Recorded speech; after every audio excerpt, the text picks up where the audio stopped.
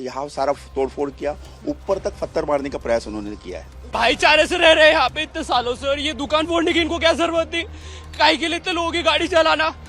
अरे एक भी दुकान लाइन से यहाँ पे बुरहानपुर है, इतनी दुकान है, एक भी दुकान का कांच नहीं फूटा है। हमने देखा ही नहीं, इसलिए कि पूरे दरवाजे हमने बंद करके रखे थे। क्योंकि एकदम कॉर्नर का मकान है, तो इससे अंदर आ सकता था ना, इसलिए पूरे बंद करके रखे थे। लाइट वाइट्स पूरे बंद करके रखे थे। यहाँ पर एक जो घर है, ये रेसिडेंशियल इलाके में, महल के इस रेसिडेंशियल महल एरिया के इस रेसिडेंशियल इलाके में, जहाँ की लगातार गाड़ियों को आगजनी कर दी गई थी और लगातार उन पे पथराव किया गया था। इसी तरह से इस पर्टिकुलर गाड़ी में आग लगा दी गई थी और इसकी लपटें इतनी ऊंची उठी कि इसी घर के पूरे छत तक गई और ये लपटें अंदर की तरफ भी आ रही थी। उस वजह से ये खिड़की को बिल्कुल सही समय पर बंद कर दिया गया, लेकिन उसके बावजूद आप देखेंगे इसकी पूरी जो पहली परत है वो यहाँ पर पूरी जल के खाक हो गई। भाईचारे से रह रहे हैं यहाँ पे इतने सालों से, और ये दुकान फोड़ने की इनको क्या जरूरत थी? काहे के लिए इतने लोगों की गाड़ी चलाना?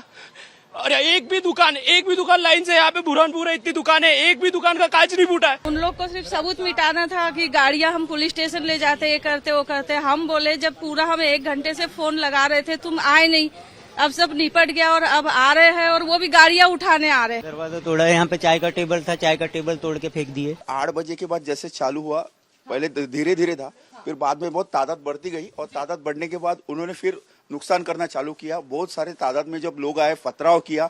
उनके पास पेट्रोल बॉम्ब भी थे, सादे जो सुतली बॉम्ब होते वो भी थे, और इन्होंने जलाने का प्रयास किया। जैसे वहाँ की गाड़ी देखे होंगे, वो जल नहीं रही तो उसमें पेट्रोल बॉम्ब डाल के उसको जलाने का प्रयास किया। पेट्रोल बॉम्ब डाल के उसको जलाने का प्रयास किया। यहाँ सारा तोड़फोड़ किया, ऊपर तक पत्थर मारने का प्रयास उन्होंने किया। मोमेडियन लोग थे, बहुत 500,000 के करीब थे।